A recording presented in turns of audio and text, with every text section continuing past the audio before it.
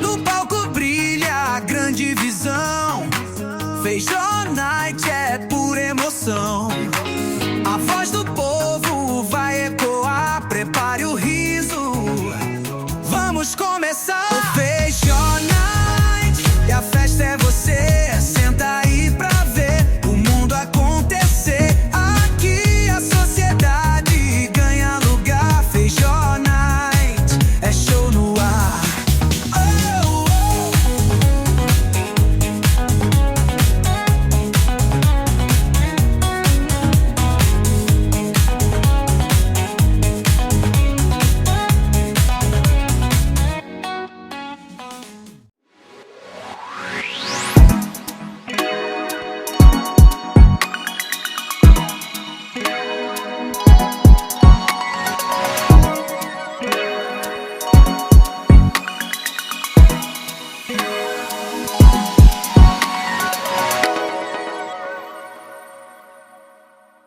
Bom, pessoal, dando continuidade aqui a mais um episódio do nosso quadro Feijoenses que Inspiram, né? Como vocês têm acompanhado, curtido, compartilhado no nosso programa Feijó Night, a voz da sociedade, estamos trazendo feijoenses, né? Que hoje moram aqui em Feijó ainda, outros decidiram alçar voos mais altos em outros lugares, claro, e com prazer, né? E parece que casou, não é? Aqui com o momento em que nós estamos gravando, recebo aqui nos estúdios da Feijó TV e no nosso programa o Dr. Juscelino Santos, uma pessoa ilustre feijoense que tem uma história que inspira, que motiva, e hoje nós vamos entender e conhecer. Se você não sabia ou não conhecia a história, você vai saber e conhecer a partir de agora. Dr. Juscelino, muito obrigado por abrir um espaço aí na sua agenda que eu creio que é tão cheia, tão lotada, mas que eu vou dizer que eu tive sorte, gente,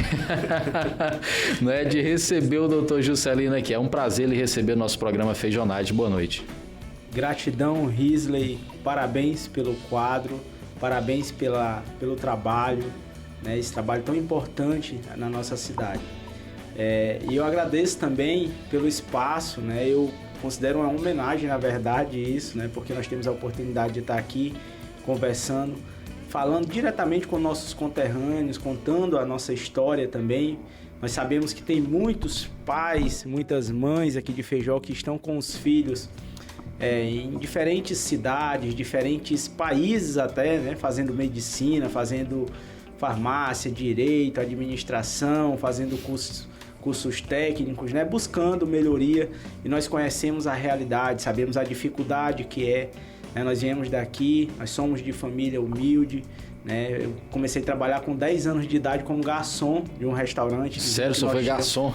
Nós tínhamos um restaurante. Qual é a tua idade, Fisley? Eu hoje estou com 31. 31. Mas muita gente que está nos assistindo sabe disso e lembra do Hotel e Restaurante Líder. Lembro. Isso aí, lembro. Então, o Restaurante Líder, quando nós começamos, né? A Dona Marlene, o seu Antônio Joel, né, que são as duas pessoas que, depois de Deus, são para eles que eu devo tudo que eu sou hoje, as oportunidades que eu tive, né, eles sempre, Antônio Joel com caráter, com responsabilidade, sempre me ensinou valores negociáveis, né, e a ter responsabilidade desde muito novo. Então comecei a trabalhar desde muito cedo, né, no hotel e no restaurante, tinha 10 anos de idade. Muitas das pessoas que estarão nos assistindo são pessoas que alguns até trabalharam, né, no hotel, no restaurante Líder, outros eram nossos clientes, né, tinha pessoas que vendiam arroz, feijão, peixe, carne, né, que sempre lá no hotel e no restaurante da Dona Marlene e do seu Antônio Joel. E eu era o garçom daquele restaurante com 10 anos de idade. Foi quando eu comecei a ter responsabilidade na vida, né? E posteriormente as coisas foram melhorando, nós fomos expandindo os negócios. Aí começamos a trabalhar com a farmácia também, que era a Drogaria Nova Vida, que nós compramos do Dequinha. Certo. Ali próximo ao Banac. Lembro. Né? Aí a farmácia, eu administrava a farmácia. Eu tinha 14 anos de idade, 15 anos. E o Joel e a minha mãe, Marlene, me deixaram como responsável pela farmácia, e foi quando despertou esse interesse pela medicina, lendo bula de remédio. Isso com 12 anos? Com 14 anos. Com 14 anos. Com 14 anos, né? Lendo bula de remédio, indicando medicamento já para alguns. Um balconista de farmácia geralmente já faz. Começava ali engrenando na área da medicina já.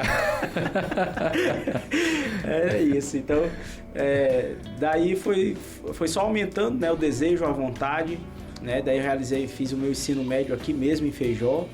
E após concluir o ensino médio, surgiu essa oportunidade de ir para Bolívia. Nós fomos um dos primeiros daqui de Feijó a ir para Bolívia, numa época que tinha um preconceito muito grande.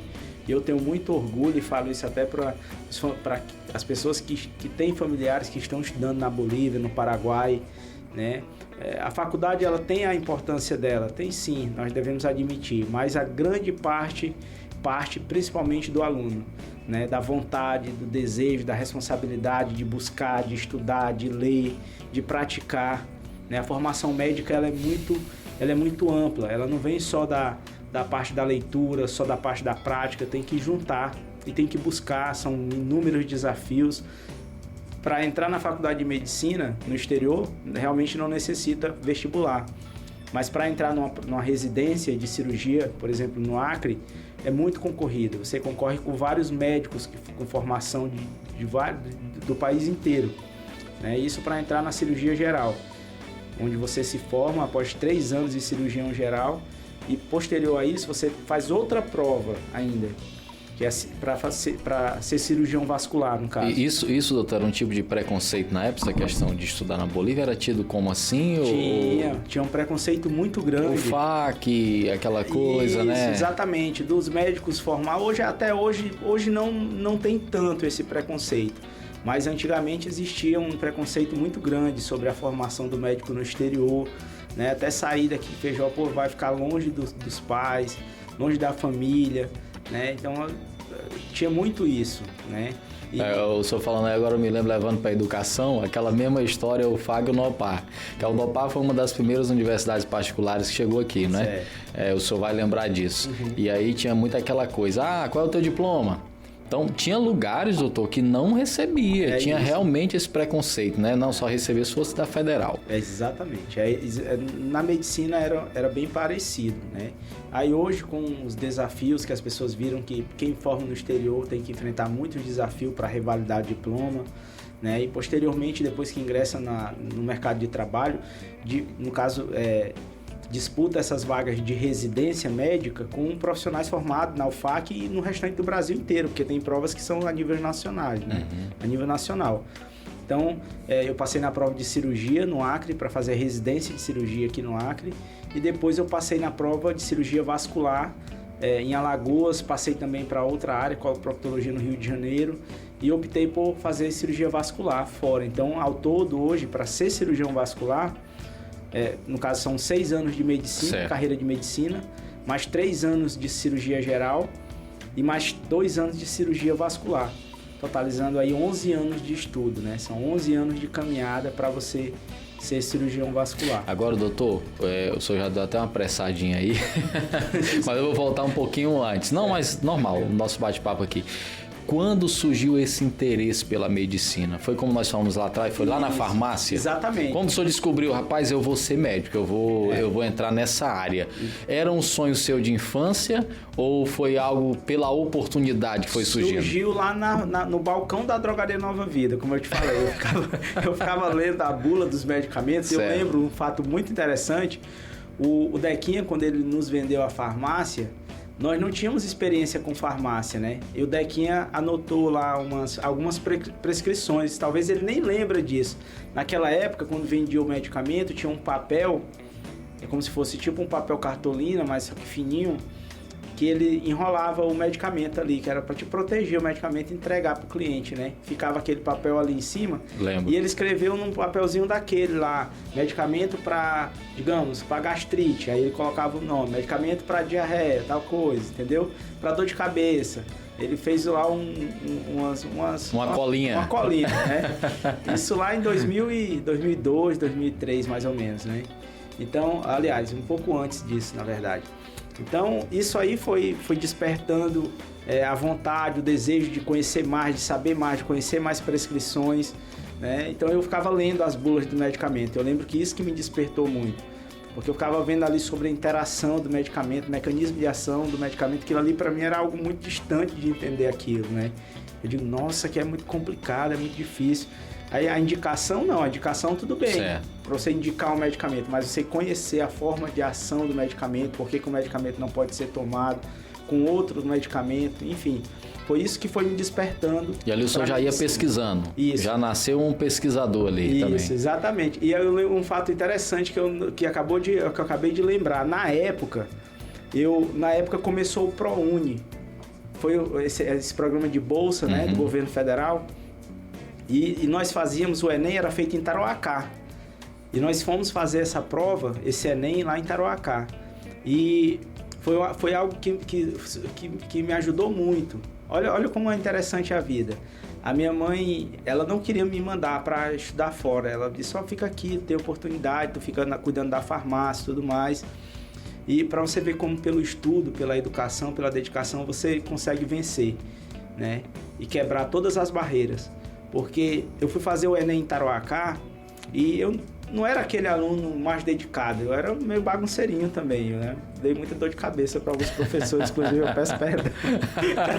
Rapaz, todos esses que já passaram por aqui pediram perdão também.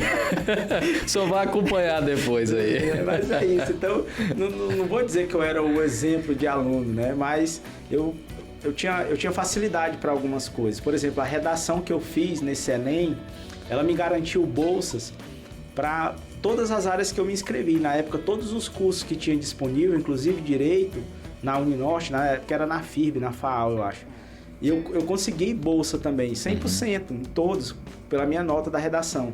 Na época, eu recebi até uma cartinha parabenizando pela segunda redação melhor do estado, né? Então, foi algo que me surpreendeu positivamente, surpreendeu também os professores até, e a minha família, a minha mãe mesmo, o pessoal chegava, parabenizava ela, e ela não sabia meio como reagir com aquilo, e de certa forma ela se sentiu motivada a me dar a oportunidade de estudar, de fazer medicina, como eu queria. Eu disse, esses cursos eu não tenho interesse, eu gostaria de fazer medicina. E aí eles abriram essa possibilidade, né, e graças a Deus deu tudo certo. Beleza, aí do balcão da farmácia o senhor vai então... Abriu essa oportunidade, então vai cursar na Bolívia. Isso. Definitivamente medicina. Isso. Quanto tempo lá, doutor? Foram 6 anos lá. 6 anos. 6 anos, 5 anos em Santa Cruz de la Sierra, e eu fiz meu internato em Cobija. Certo. Né? Aí quando eu terminei quando eu terminei medicina e terminei o internato em Cobija, eu já comecei a trabalhar em Brasileia. Trabalhei por 2 anos em Brasileia, até pegar o meu CRM. Trabalhei sem CRM em Brasileia.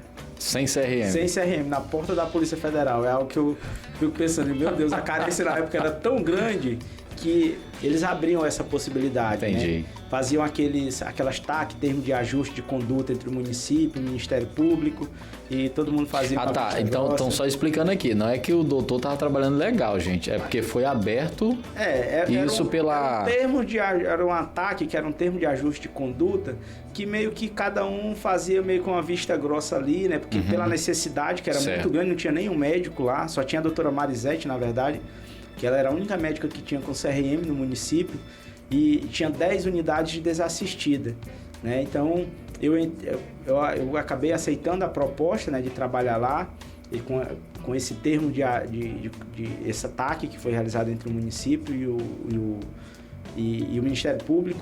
Nós sabemos que, pelo ponto de vista jurídico, não tem tanto respaldo. Certo. Mas tinha um certo respaldo, tinha necessidade, né? Inclusive, era um salário assim, só simbólico que eu recebia. Era mais pela experiência de trabalhar, de atuar. E graças a Deus, isso me abriu muitas portas, porque me trouxe muita experiência. Eu atendia, eram 11 unidades básicas de saúde que tinha em Brasileia, e eu atendia em 10. Eu passava a semana, todo dia de manhã eu atendia em uma ou em duas, e à tarde eu atendia em uma ou em duas. Poucos pacientes, né? 8 pacientes em cada uma, mas era uma maneira de não deixar a população desassistida na época. Doutor, foi fácil esse período lá na Bolívia, longe da família, dos amigos? Como é que funciona isso? Uma curiosidade, né? O cara tem que aprender a ser cozinheiro, o cara tem que... me diga esses detalhes, como é que é um interno na Bolívia?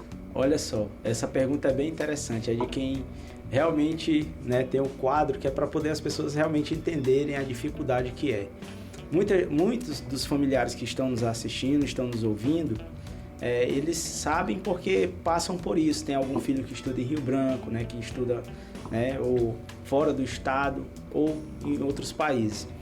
Mas as pessoas que não têm, e até os jovens que estão nos assistindo, estão nos ouvindo, para eles em especial, eu falo que é como tudo na vida, né? Eu passei por vários momentos, a faculdade foi um deles, em que eu nunca tive a possibilidade, a opção de desistir. Ela nunca foi uma opção para mim. Desistir nunca foi uma opção. Eu nunca pensei, desistir, voltar, recuar, nem para saltar. Então, eu sempre caminhei firme, olhando para frente.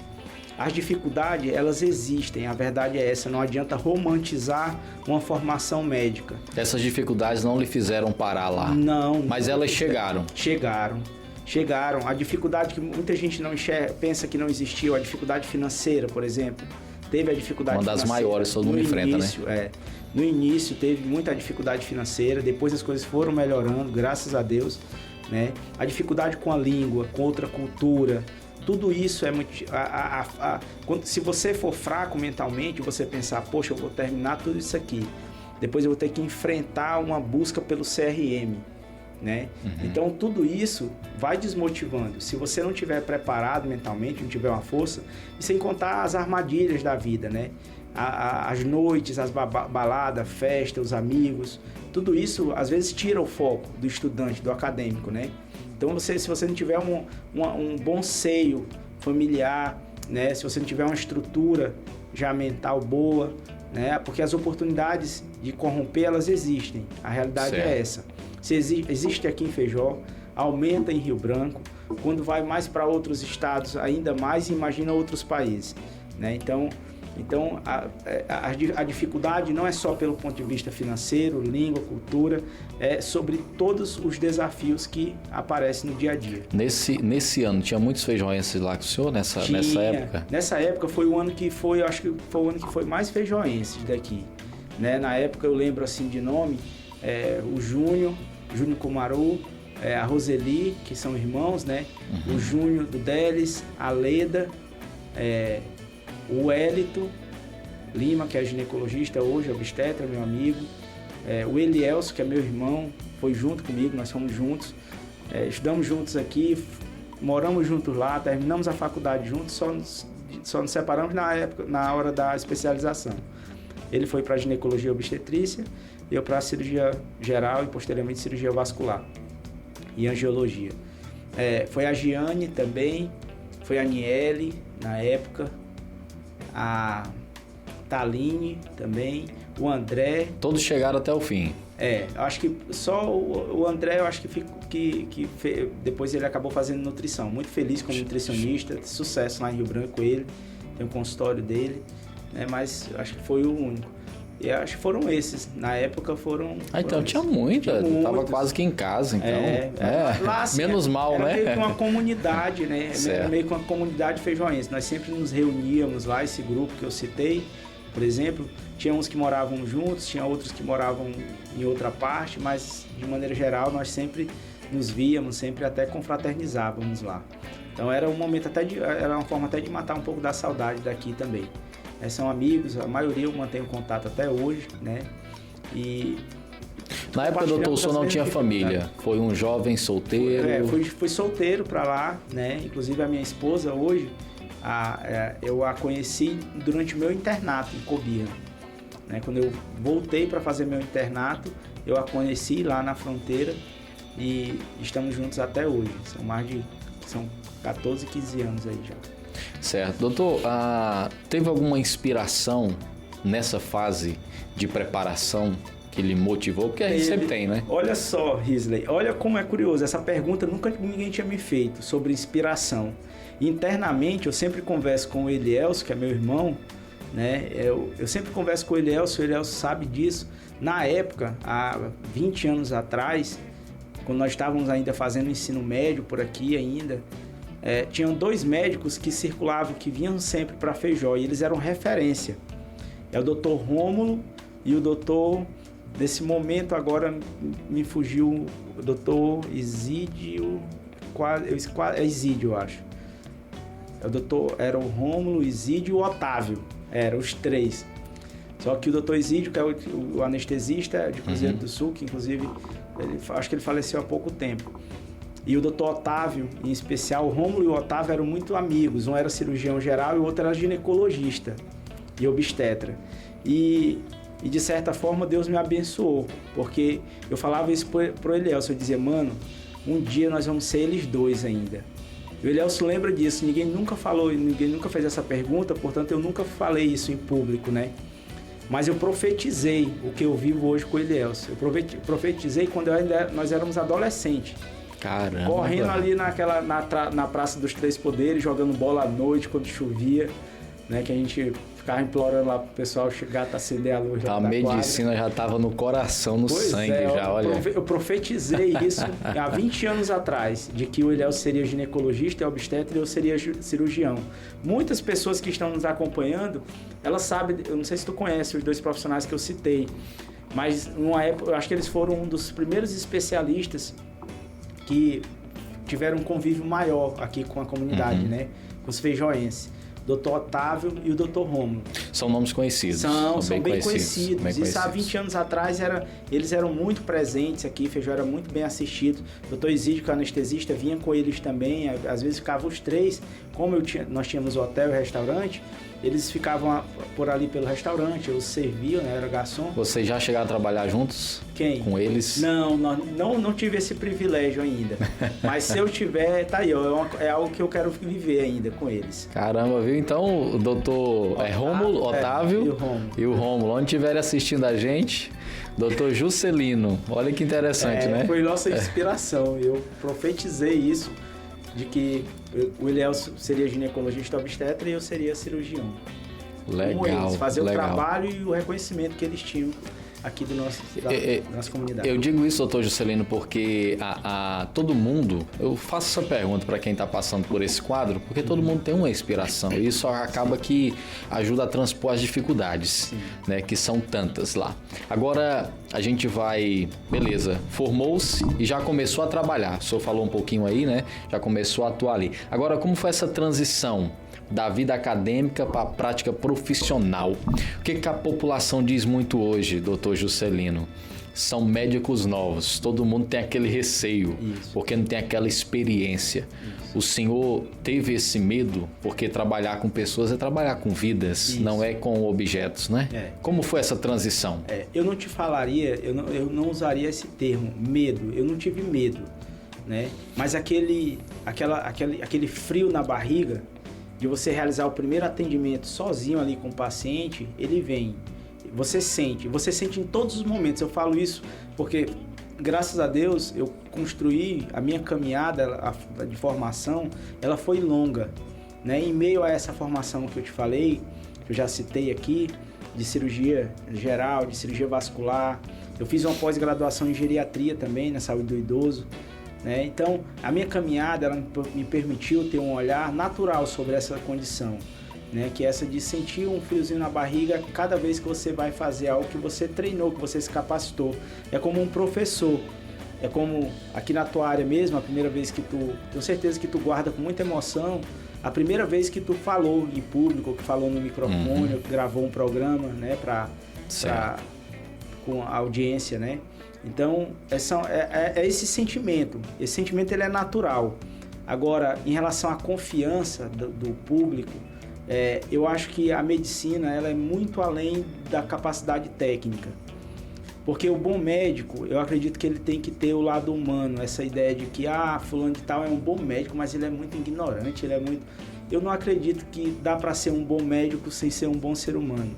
Eu não acredito, porque eu acho que anda junto.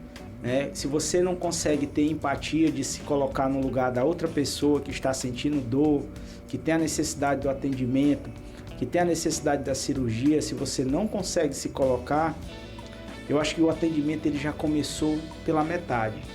Porque você olhar só pela parte técnica, você não sente a necessidade, o medo, você não consegue acalmar, tranquilizar, né? Você não consegue passar segurança para o paciente pelo lado técnico. Então, é um atendimento meio robótico, fica Exatamente. um atendimento robotizado. Não é robotizado e quando você faz robotizado, a máquina em relação à medicina, a tecnologia nos auxilia muito.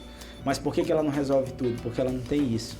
Agora isso é um grande problema dos profissionais de hoje, né, doutor Juscelino? Porque se você... Nós fizemos uma enquete, né, e lançamos aí nas redes sociais sobre o atendimento aqui no hospital, né, a questão do atendimento. Desde ali do vigilante, né, até a moça que faz o primeiro procedimento, certo?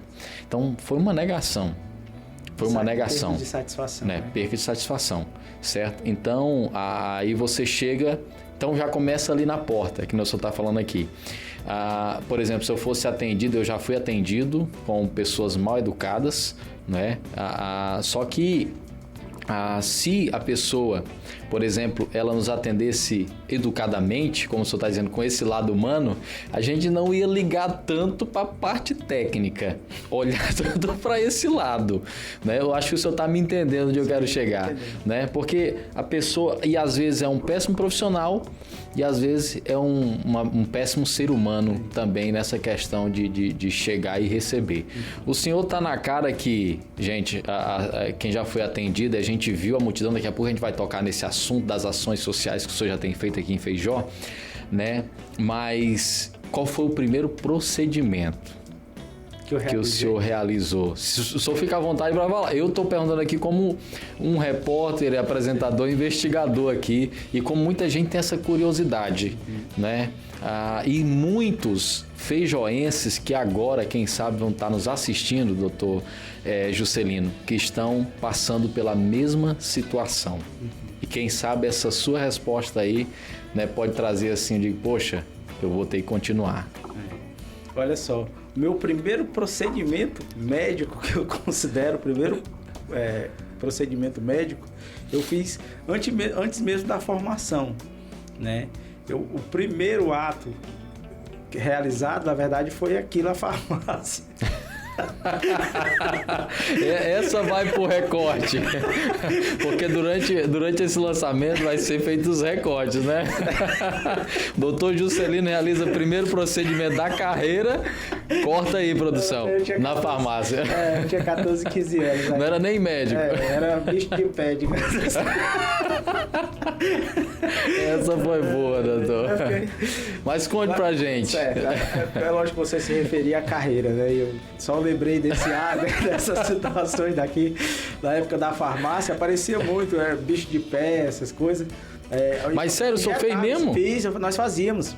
Tinha uma lâmina lá atrás, né? Lâminas descartáveis, e nós a utilizávamos para retirar o bicho de pé, sajar tumorzinho, né? Aqueles tumores. Enfim, a Maria Preta, né? Conhecida popularmente. Então nós fazíamos esse procedimento na farmácia na época, né? Enfim, hoje em dia isso não é possível, né? Tem toda uma fiscalização, vigilância sanitária. Na época também, pelo isolamento, algumas coisas não eram como são hoje, né? Certo. Mas o fato é que, eu sei que você se referia à época da faculdade, o primeiro procedimento que eu realizei, antes de você fazer um procedimento, você primeiro entra como auxiliar. Na formação de cirurgião, o cirurgião ele só opera no segundo ano. Ele passa um ano inteiro dando campo, nós chamamos de dando campo, que é puxando as hastes, afastadores, Farabeuf, né, para poder o cirurgião operar. Então você vendo ele fazer, você vai aprendendo o tempo, como faz, e só depois de um ano que você começa a fazer. Isso é considerado experiência, adquirindo experiência? Isso é na formação como cirurgião, né? Na formação acadêmica, o acadêmico, dependendo do grau de disponibilidade dele, de curiosidade, né, e de dedicação, ele pode pedir para o preceptor deixar ele fazer alguns procedimentos. O primeiro procedimento que eu fiz, que eu acompanhei, né, e que eu fiz parte desse procedimento, foi um parto, foi um trabalho de parto. Nós estávamos no 8º semestre, um procedimento que eu realizei sozinho praticamente, né? Foi no primeiro ano de ginecologia e obstetrícia, e uma paciente estava em trabalho de parto, e eu pedi autorização para atender esse parto, né? E o preceptor na época, o professor perguntou quais os passos, e se acontecesse tal situação, o que eu faria. Eu respondi, ele disse, bom, então você está habilitado, eu vou ficar aqui olhando, você vai conduzindo. O parto, a gente tem até uma brincadeira entre os profissionais que fala que se o parto natural, o próprio nome já diz, se o médico não fizer nada, ou se o enfermeiro não fizer nada, dá tudo certo. tem isso, né? Porque o parto já é natural. É, né? Verdade. Então você está ali só para assistir ao parto. Só para coordenar. Foi a minha primeira colaboração, o primeiro ato. E já na cirurgia foi uma vesícula. Minha primeira cirurgia foi a retirada de uma vesícula, colicistectomia. Coisa séria, então. Colicistectomia, que é a retirada da vesícula. Inclusive foi eu sou muito feliz pelo último mutirão de saúde, de cirurgia que teve aqui em Feijó. Eu que participei, nós participamos também da articulação para poder trazer esse mutirão de cirurgia. Nós operamos mais de 30 pacientes aqui em Feijó, hérnia e vesículas. E posteriormente, Tarauacá é mais assistido, tem mais representatividade, né? E eles têm lá um centro cirúrgico, um hospital com muita estrutura. Feijó hoje, infelizmente, nem tem um hospital, é improvisado. Né? E nós realizamos esse mutirão de cirurgia lá em Tarauacá, muitos mutirões de cirurgia em Tarauacá. Eu operei muitos feijoenses lá em Tarauacá, desses mutirões. Certo. Doutor Juscelino, aproveitando esse ganchozinho aí, em singelas palavras, por que nós estamos tendo tantos casos de apendicite? Apendicite. O que está acontecendo? Apendicite eu acredito que é mais a repercussão, que hoje é maior. De números, assim, a apendicite, que é a inflamação do apêndice, tem diferentes causas, né? Obstrutivas, a maioria genética mesmo. Enfim, sempre teve muitos casos. Hoje, pela informação, né, pela própria internet, a difusão, hoje se conhece mais casos que rompeu, que evoluiu de forma, né, negativa, enfim. Mas sempre teve, o apendicite é algo muito comum. O que aumentou muito foi pedra na vesícula. Pedra na vesícula aumentou bastante, né? Muito pela alimentação. Turma tá tomando pouca água. Glúten. Mas é gordura. Mais relacionada a isso também. A pedra na vesícula tem uns casos que não tem relação direta, mas a grande maioria é de gordura.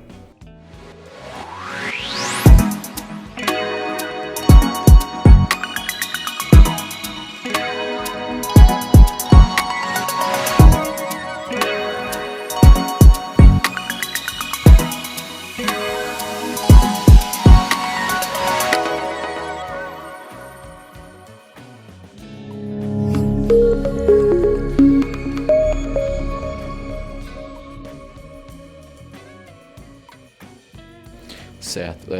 Doutor Juscelino, os momentos mais marcantes da sua carreira até hoje, que o senhor considera? Os momentos mais marcantes, com certeza absoluta, um deles foi quando eu trabalhei em Jordão, a cidade mais isolada do estado, por 2 anos. Por 2 anos eu trabalhei em Jordão.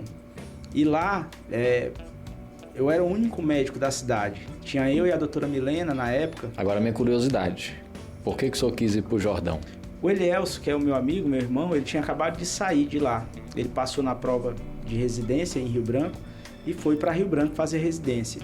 E eu estava trabalhando em Brasileia. Aí ele disse, mano, tu já tá com o teu CRM, já tá tudo certinho aí, por que tu não vem aqui para Jordão? Aqui em Jordão, ó, tu vai ter oportunidade de... aqui em Jordão... Aí ele foi falando as vantagens, né? As vantagens de trabalhar em Jordão. E realmente é uma cidade maravilhosa. Jordão tem uma energia muito diferente, assim, é maravilhosa. A população lá é bem querida, sabe? E são bem receptivos, né? Assim como os feijoenses. Mas por ser daqui, eu sinto isso aqui cada vez que eu venho, né? Ainda mais com o trabalho que nós estamos fazendo já há algum tempo. Graças a Deus eu tenho esse carinho, tenho esse reconhecimento. Mas Jordão eu tinha que começar, né? Ninguém me conhecia lá e foi verdadeiramente um recomeço. E eu tive inúmeros desafios lá. Teve um caso, uma indígena, 1,43 m mais ou menos, e uma altura uterina de acima de 40 centímetros, 43 centímetros de altura uterina. Ou seja, a barriga dela era muito alta, o bebê não tinha como, pelo exame físico a gente percebia que não tinha tanto líquido, era mais o bebê que era muito grande mesmo. E na sala de parto, eu atendendo ao parto, à noite, não tinha como o avião pousar lá, enfim, a gente tinha que acompanhar e rezar, né? E atendendo ali aquele parto, naquela situação, eu lembro que eu já tinha feito ocitocina, uma medicação para tentar aumentar a contração e para o bebê nascer, né? Já tinha feito tudo que estava no meu alcance. E era uma sala pequena, bem pequena, metade da tua sala aqui, que é grande, né? Então metade dessa sala. No máximo ali eu acho que tinha 1,5 m e 2 metros mais ou menos, é bem pequeno. E uma sala bem pequena e a maca estava aqui, eu aguardando aqui, né, tentando. E tem algumas manobras que não podem ser feitas, os profissionais de saúde sabem do que eu estou falando, Cristelé, entre outras, e foi uma época em que havia muita briga, muita luta para que não fosse mais feito isso. E o fato é que nós não tinha mais nada para ser feito, e eu só orei, só me escorei na parede, né, e disse, meu Deus, até aqui eu esgotei todas as possibilidades da ciência, daqui para frente é só o Senhor mesmo. Eu não tinha mais nada que fizesse, a paciente estava quase desmaiando, ela e o bebê não iam resistir, né? E graças a Deus deu tudo certo, o bebê nasceu e tá bem, né? Foi para Rio Branco, mas com menos de 3, 4 dias depois já estava de volta em Jordão. Então, graças a Deus deu tudo certo. E essa mulher com certeza não esqueceu do senhor. Com certeza, pois né? Com certeza. Agora, doutor Juscelino, o senhor falou aí pelo menos umas 3 especializações. O senhor é cirurgião geral, não é isso? Isso. E como é que funciona? O senhor está sempre em atualização. Eu acompanho pelas redes sociais, o senhor está sempre buscando o melhor para a população. Surgiu algo novo ali, o senhor já está lá se especializando. É fácil isso? Não é fácil. Muitas vezes as pessoas pensam que não é só a condição financeira. Para você se atualizar, você tem que estudar. E tempo. Tem que saber as fontes, né? Hoje você ter a fonte de estudo, saber de onde você vai estudar, dedicar parte do seu dia para isso, né? Pesquisar, buscar contato com outros profissionais. Hoje eu tenho um grupo de cirurgiões vasculares, eu estou no grupo de cirurgiões vasculares do Brasil inteiro, da Sociedade Brasileira de Angiologia e Cirurgia Vascular, da qual eu faço parte com muito orgulho. E ali, conversando com profissionais que escrevem livros, colegas brasileiros que são referências no mundo inteiro. Tem colegas do meu dia a dia, do meu convívio, ali, né, que nós conversamos, que quando viajamos para congresso ou para fazer curso, converso com eles. São colegas que palestram, que ensinam as técnicas desenvolvidas aqui no Brasil para que pessoas profissionais que moram na Alemanha, nos Estados Unidos, aprendam essas técnicas também. Então, ter o convívio com esses profissionais, de certa forma, me impulsiona a buscar cada vez mais e sempre o que tem de melhor.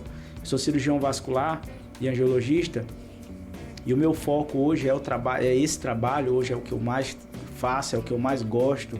Eu tenho feito muito essa parte venosa, de trombose, de varizes, de vasinhos, e os equipamentos para trabalhar essa parte são equipamentos caros, né, com cursos caros de difícil acesso também, e eu fiz esses cursos, eu tenho esses equipamentos os melhores que são utilizados na Europa e nos grandes centros brasileiros. A primeira máquina multilaser do estado foi eu que adquiri recentemente, e não é pelo valor da máquina. O que hoje o desafio principal para fazer medicina de qualidade aqui no estado, né, e eu trago isso, é uma visão de outros colegas médicos também, especialistas, que tentam fazer uma medicina de ponta aqui no estado. O desafio principal é quando você precisa de uma manutenção do aparelho, porque esses aparelhos são como um carro, como uma moto, né? Eles precisam de manutenção ali, às vezes mensal, às vezes semestral, e nós não temos essas manutenções aqui no estado. Não estou falando de peça, é do profissional que vai lá mesmo. Entendi. Então eu tenho que trazer o profissional de São Paulo para cá, pagando viagem, pagando hospedagem, alimentação, depois mandar ele de volta, pagar o serviço dele que ele veio fazer também, Então tudo isso é oneroso, a questão do tempo profissional vir para fazer isso também, né? Então o desafio de fazer essa medicina de ponta e de qualidade pela capacidade técnica, de formação técnica, de fazer os cursos, de dominar tudo que tem de melhor e de mais moderno, associado aos equipamentos também, as tecnologias, é bem desafiador, mas é gostoso também vencer esse desafio. Certo. Agora, aí é uma pergunta, o que lhe levou aí para essa área especificamente? Sou cirurgião geral, né? Aí o que lhe levou para ir para essa área da cirurgia vascular?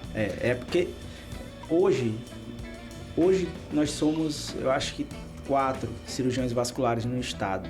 Na época em que eu fui, eram 2 ou 3 que atuavam mesmo, né? Então, eu via que tinha essa carência nessa área, né? E havia uns procedimentos, o cateterismo, por exemplo, que são as angioplastias, que nós entramos através da artéria lá na perna e conseguimos navegar com fio até a cabeça.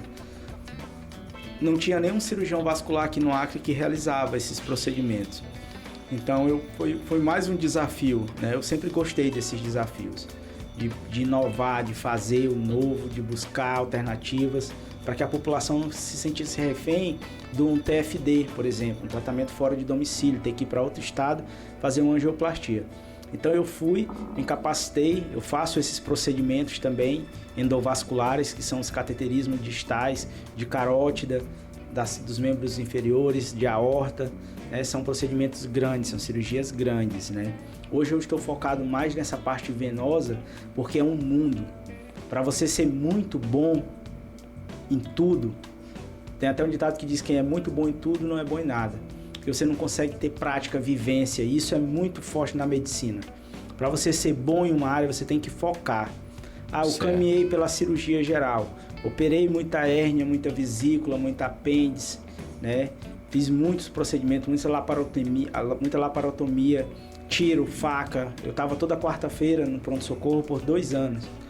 Então, quarta-feira é dia de jogo, tem muita... A gente sempre brinca, é muito concorrido, né? Tem muita ocorrência, né? Assim, policiais e o SAMU é muito acionado na quarta-feira. E eu fiquei 2 anos na quarta-feira, operando faca, tiro, apêndice, tudo, né? Só que depois que você vai para outra área, para cirurgia vascular, por exemplo, é um novo mundo. E é um novo mundo cheio de caminhos também. Tem a parte arterial, tem a parte venosa, tem a parte endovascular, tem o Doppler. Então é uma parte muito ampla também. Para que eu consiga fazer tudo isso com qualidade, a minha dedicação tem que ser muito grande também. Porque são múltiplas áreas, com múltiplos estudos, com múltiplas tecnologias, cada uma dessas áreas vai avançando e nós temos que acompanhar tudo isso. É por isso que eu vivo a medicina praticamente 24 horas do meu dia. O seu público, ele é mais feminino? Hoje é mais sim, feminino. Porque a doença venosa e a doença arterial, a doença venosa, ela é mais comum na mulher. Mas eu tenho muitos pacientes, inclusive aqui em Feijó mesmo, tenho muitos homens que são meus pacientes, que sofrem com varizes, com dores nas pernas, cansaço nas pernas. As pessoas, interessante que muita gente nem se atentava muito a isso. Antigamente todo mundo associava dor na perna, cansaço na perna a ciático. O pessoal dizia, não, é meu nervo ciático, né? E na verdade... Auto se diagnosticava, né? Isso, exatamente, é o autodiagnóstico. E as pessoas não tinham essa noção de que aquilo era doença circulatória. Às vezes é a doença arterial, que é o sangue que não chega no pé, e às vezes é a doença venosa, que o sangue não consegue voltar pro coração. Certo. Né? Então, são doenças muito comuns. A trombose está ligada nessa área ou estou falando besteira, doutor? Não. A trombose é diretamente ligada a essa área. Né? A trombose é quando o sangue coagula na artéria. As pessoas quando não tem esse cuidado antes que o senhor está oferecendo, que a pessoa percebe e deixa... Está sujeito a acontecer. Aumenta em 5 vezes, 10 vezes, 15, 30 vezes o risco de ter uma trombose. As pessoas falam infarto, falam AVC. Falam, eu teve uma trombose e perdeu a perna. Tudo isso é o sangue que coagulou dentro da artéria. Ou porque a artéria fechou com placa de gorduras e o sangue não consegue mais circular, nós chamamos de isquemia. Isquemia é morte. Isquemia é morte. O coração, ele perde, ele não consegue mais. Quando a pessoa infarta, são as artérias que irrigam o coração. É como se fossem as fontes de energia dele, do próprio músculo, que são bloqueadas.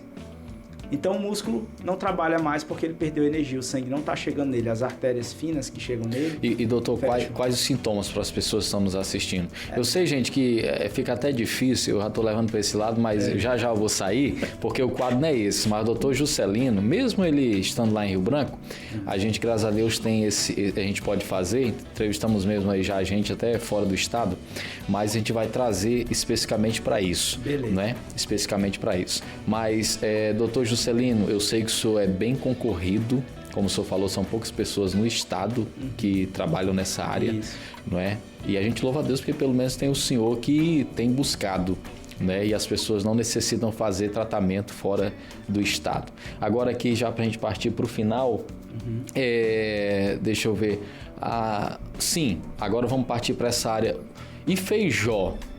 O senhor já disse que foi para o Jordão.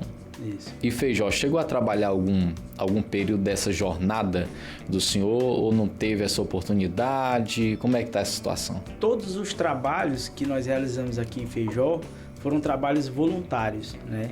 Já atendi em mutirão de atendimentos voluntários realizados no pátio da Igreja Católica. Já trabalhei com atendimentos também realizados na Assembleia de Deus, também naquelas ações de saúde que eles faziam, né, aqueles atendimentos médicos. Eu também participei de um atendimento voluntário, né? Levamos uma equipe lá para o Paranã do Ouro. Também. Lembro, isso aí eu lembro. Lembro. Foi bem especial, foi uma ação de saúde maravilhosa. Foi no período do verão, doutor? Tava num pouquinho tava na transição, foi em janeiro, né? Então é uma época mais chuvosa, né? Sim. Mas ainda foi muito difícil, que eu vi pelas imagens, foi muito difícil o traslado, né? Teve muito desafio, o rio tava muito cheio. Exatamente, quando nós voltamos, inclusive, o rio estava... Que é muito sinuoso, né? O Paraná ali, perigoso. Nós tivemos que... Nós vivemos isso aí, o barco quase tombou, o barco que eu estava com minha filha, inclusive, com minha família, bateu ainda no barranco, porque realmente o Paraná do Ouro é para quem tem muita experiência. Verdade, né? Verdade. Então, foi bem desafiador. Nós realizamos aquele atendimento, foi maravilhoso, né? Realizamos um mutirão de cirurgia também, já aqui no hospital, o último que foi realizado. E agora nós fizemos essa grandiosa ação, que foram mais de 5.000 procedimentos, né, entre tudo que foi realizado. Realizamos pequenas cirurgias, inclusive. Trouxemos 3 ginecologistas, 2 pediatras, dentistas, psicólogos, psiquiatras, geriatras. Né, foram disponibilizados, como eu já falei, 600 exames laboratoriais, ultrassonografia, atendimento jurídico com orientação para aposentadoria, benefício do INSS, auxílio maternidade. Foi uma grandiosa ação. Então, todas essas ações que eu fiz aqui, todas foram voluntárias. Na minha época, eu até tinha esse desejo de voltar e de atender. Infelizmente, os gestores da época, eles fechavam as portas, eles não davam oportunidade de nós trabalharmos, né, de voltar. Tinha muito essa reserva de... Eu falo isso, é bom o senhor colocar isso, doutor, porque a população pode pensar que, paga pouco, o cara não quer saber mais da sua cidade natal, né? Então tem essa questão também. Tem essa questão. Hoje não, hoje é um cenário completamente diferente. Hoje os gestores, né, atuais, inclusive, tem feijoenses que estão trabalhando, voltaram agora. Eu sei da Maiane, recentemente, que voltou para cá. Ela foi logo depois que nós fomos também para lá, para Santa Cruz de la Sierra. É uma amiga também, eu fico muito feliz de ver ela voltar a trabalhar aqui, eu sei que é muito especial, mas na nossa época nós não tínhamos essa oportunidade. Os gestores ainda tinham aquele olhar ultrapassado de que as pratas da casa não faz milagre. Por isso que eu te falo que nós enfrentamos muitos preconceitos, né? Talvez tivesse outros olhares também que fizesse com que eles não abrissem as portas para que nós trabalhássemos e mostrássemos serviço aqui. Então, dessas ações, agora 5.000 procedimentos, doutor Juscelino, eu não me recordo assim de uma ação do governo que ultrapassou isso aí, não. É isso que mesmo. Eu tô acompanhado, foi gigante, né? Eu falo que foi a maior ação de saúde voluntária da história de Feijó. Mas se trouxer para esse lado, pelo mérito que eu não vejo necessidade de eu entrar, né? Mas eu acredito que nem mesmo o Estado, né, nessa atenção secundária e terciária, que é para trazer especialistas, né, eu acredito que o Estado também não trouxe. Nós trouxemos 10 especialistas.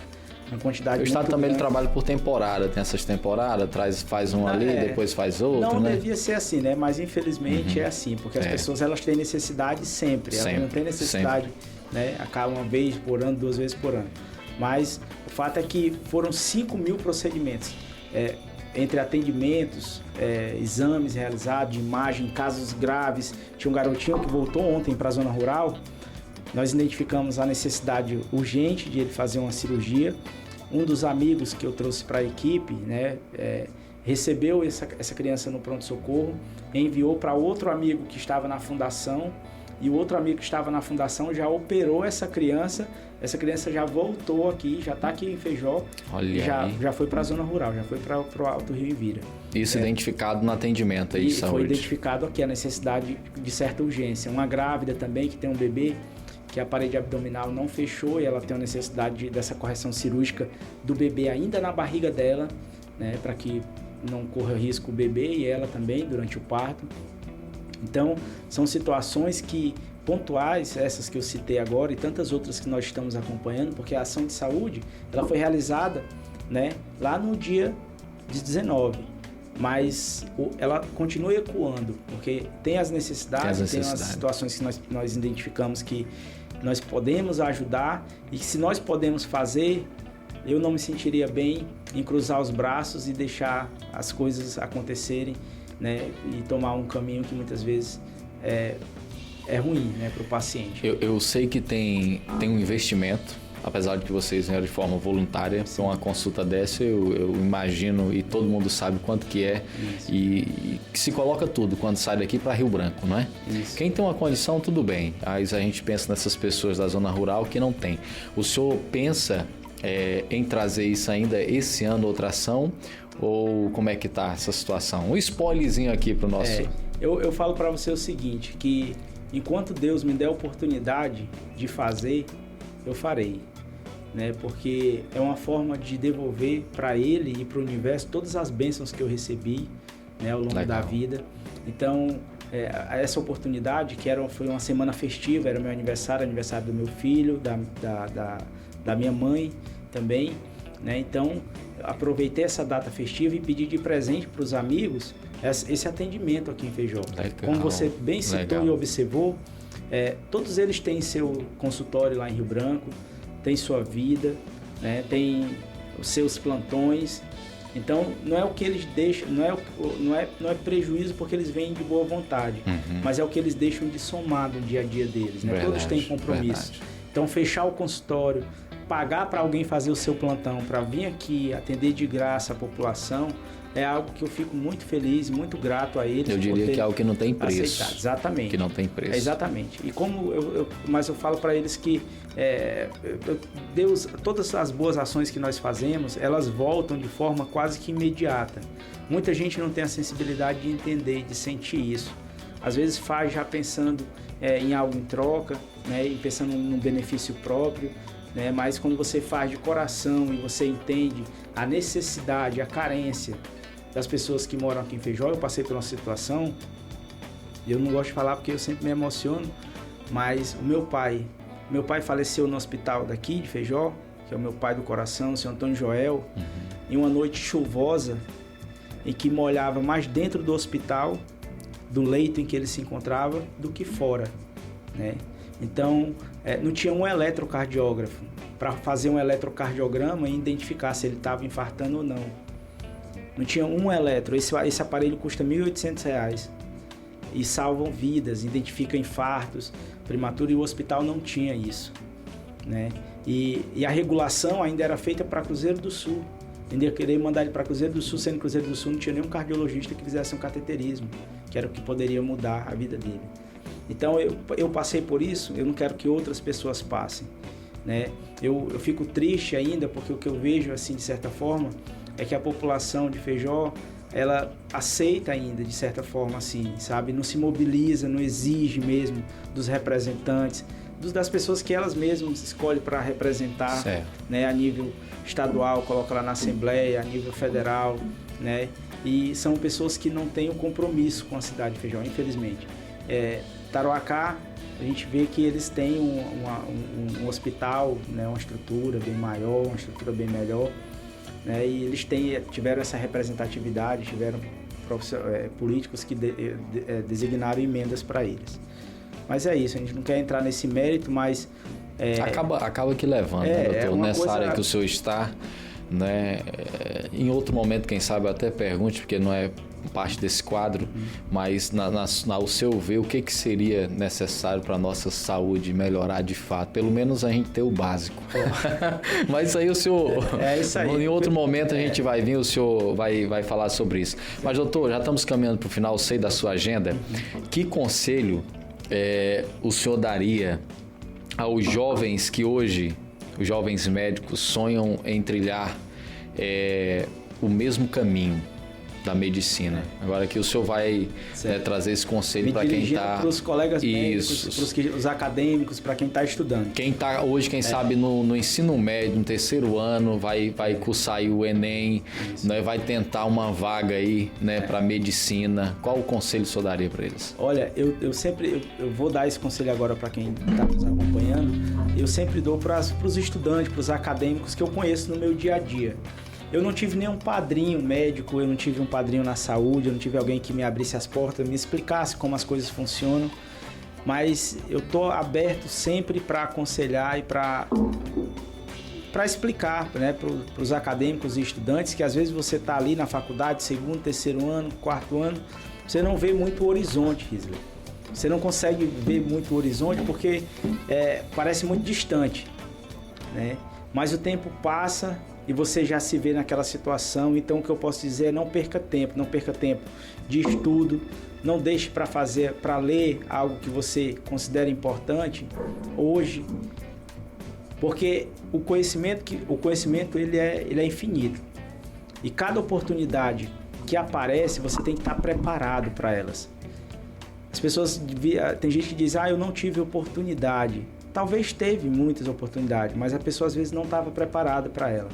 Então, às vezes, para você aproveitar as oportunidades que a vida te oferece, você tem que estar preparado.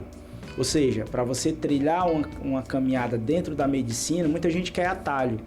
Muita gente quer fazer pós-graduação, que não é reconhecida como especialização. Para ser especialista, Risley, você tem que fazer uma especialização, uma residência médica. Ter o RQE, que é o Registro de Especialidade, né? Então, o registro... Isso é fácil de tirar, não? Não. Conseguir? É porque a caminhada é mais difícil. Para você obter o registro de especialidade, você tem que fazer a residência médica. E a residência médica demanda tempo, como o próprio nome sugere, residência. Você tem que praticamente morar, né? Muitas pessoas querem atalhos, querem pós-graduações, né? E a pós-graduação, ela não te dá o RQE, o Registro de Especialista, né? Ela te dá só o conhecimento da área, mas ela não te respalda legalmente, nem juridicamente, nem moralmente, porque para se anunciar como especialista, você tem que ter o RQE. Doutor Elielso, agora Juscelino, estou falando ali. O Elielso também tem que vir aqui, viu? Pra gente bater um papo. Ele vem com certeza. Né? Olha só, olhando para o futuro, quais são os seus próximos objetivos e sonhos na carreira? Olha, na minha carreira, Risley, eu quero que Deus me dê saúde para continuar trabalhando. O senhor já se sente realizado hoje onde o senhor está? Profissionalmente, eu sei que a luta para se manter, para chegar, eu sei que eu reconheço o caminho que eu trilhei. Eu sei que é difícil, mas para se manter é diário, ou seja, você não relaxa em nenhum momento. Porque como nós estávamos conversando agora, a questão da atualização, ela é constante, você tem que estudar, tem que procurar, tem que buscar. Então, tudo bem, eu cheguei, hoje eu tenho minha clínica, eu tenho meu espaço, eu comprei recentemente um terreno lá em Rio Branco, vou construir uma clínica bem maior, com várias salas, quero colocar outros profissionais também lá em Rio Branco, né? Então, esses projetos que eu tenho já é para ampliar, para fazer ainda mais do que eu faço, para ter essa possibilidade. Porque como que eu vou olhar para meus irmãos e ajudar eles se eu não tenho uma estrutura para fazer, né? Então, com essa estrutura, com certeza eu vou poder fazer ainda mais do que eu faço. Muita gente parabeniza minha mãe, me para aqui quando eu estou aqui em Feijó, manda mensagem nas redes sociais, parabenizando pela ação, pelo olhar, por sempre estar aqui, por sempre receber lá. Né? Eu fiquei muito tempo no SUS, eu operei, eu tenho uma lista, mas quase 500 pacientes daqui de Feijó que eu já operei. Né? Seja no mutirão de Tarauacá, seja lá em Rio Branco, ou no mutirão, nos mutirões que foram realizados aqui. Então, tudo isso, eu sei que eu posso fazer muito mais, mas para fazer mais eu preciso ter uma estrutura. Né? E é isso que eu estou trabalhando, comprei um terreno, vou construir a clínica para ter uma estrutura ainda maior. Certo. Bom, gente, eu queria muito agradecer aqui o Dr. Juscelino Santos, né? Bem ocupado. Tava pensando aqui, o senhor falando isso aí, eu digo, olha, o senhor já é famoso, já é bem requisitado. Inclusive minha esposa estudou com o senhor, fez o ensino médio, eu acho. Só vai lembrar a Lenilda? Sim, eu lembro. Lembra? Com certeza absoluta. E ela vai se tornar uma das suas pacientes, eu acredito, logo, né? Ela sempre está me aperreando aqui. E eu disse, olha, o doutor Juscelino vai vir aqui. Ele disse, quem? Juscelino, meu Deus. Eu digo, a Lenilda. Né? Então, doutor Juscelino, obrigado por compartilhar. Eu sei que tem mais coisas que a gente vai deixar para um outro momento, mas eu acho que o objetivo é esse, é feijoenses que inspiram. Isso é uma inspiração, né? Retorna para Feijó, tá deixando o seu legado, que eu acho que nós nem tocamos na inspiração, mas não deixamos no legado. O legado o senhor já está construindo e deixando. Graças né? a Deus. Isso é muito importante. Como é que o senhor vê essa questão do legado? Se importa com isso ou deixa a história escrever? Como é que é? A questão do legado, eu acho que ele é principalmente para os meus filhos, né? Essas oportunidades, quando eu fiz a ação de saúde, nós fizemos lá no Paraná do Ouro, e essa ação de saúde recente, a minha filha, todas as vezes, ela pede para participar. Né? Quem me acompanha nas redes sociais sabe que ela é bem comunicativa, ela é bem ativa, né? Ela é bem perspicaz, assim, a Liz, e ela pede para participar. Então, ela vê o caminho que eu trilho, de onde eu vim. Eu acho que... Falar de família nunca é fácil. Eu acho que o legado principal é dela, é o que eu deixo para ela. Eu tenho um pequenininho também, o Bernardo, que fez 1 ano agora na ação de saúde. E eu acho que o legado que eu deixo é para eles, né? Outros estudantes, outros acadêmicos, tem alguns que eu atendo os pais desses acadêmicos, desses estudantes. E eu acho muito legal porque tem alguns que falam assim, ó, eu falo pro meu filho que ele tem que fazer isso que você faz também. Né? Porque os pais já adquiriram uma condição de ter um olhar e entender que a vida não é só dinheiro, que não é só ganhar, não é só remuneração, né? Que você tem que fazer essa parte social também, que é o que nós procuramos fazer, é o que nós procuramos. Então eu acho que um dia, quando ela parar e lembrar e olhar os registros, né? Se falhar a memorinha dela, ela vai conseguir entender e enxergar que o pai dela veio daqui, é daqui, e nunca esqueceu as origens dele, né? E ele veio daqui e volta para cá, né? Nem que seja até o final. Eu sempre brinco que eu quero ser enterrado aqui. Eu nasci aqui e eu quero ser enterrado aqui. Então esse elo com a população feijoense eu nunca quero perder com minha cultura, com meus hábitos. A gente vê que o senhor verdadeiramente ama Feijó. É isso aí. Tá em Rio Branco emprestado, mas ama Feijó. É isso aí, a minha cidade do coração, é onde eu nasci, onde eu cresci. Essa rua aqui, quando eu estava entrando aqui agora, aqui atrás morava, acho que era a Fátima, ela trabalhou lá no restaurante muito tempo.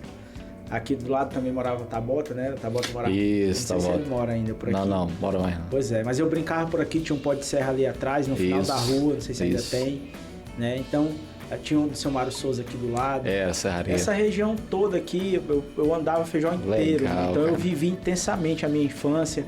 Tem muita gente que lembra eu brincando por aí, me danando e tudo. Ele vai e volta, gente. Ele diz, ele não era muito quietinho não, então, doutor Juscelino. Mas, meu amigo, eu lhe agradeço, doutor Juscelino, né, por estar aqui conosco, abrir espaço nessa agenda, tá bom? Gratidão. Eu acredito que sua história realmente inspira e que vai motivar outras pessoas. Amém. Gratidão. Eu agradeço pelo espaço, o parabenizo, né, pelo profissionalismo, pela família. A Lenilda realmente é uma querida. Eu não lembrava que era tua esposa, ela, né? Então eu parabenizo também, que Deus continue abençoando seus projetos. Obrigado. Né? Tudo eu observo muito, assim, quando eu cheguei eu observei a organização aqui do teu espaço.